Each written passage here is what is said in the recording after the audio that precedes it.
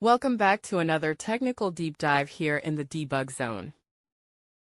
Today, we're tackling a big question and breaking it down with insights from other users. Hopefully, this clears up some misconceptions and helps you get the answer you need.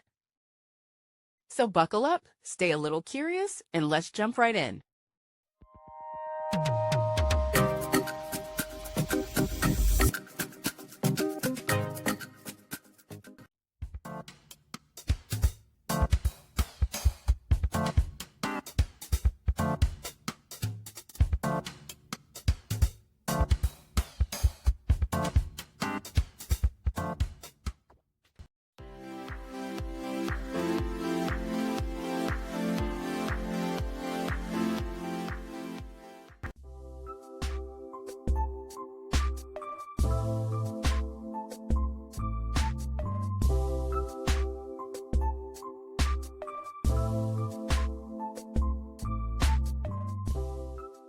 And that's a wrap.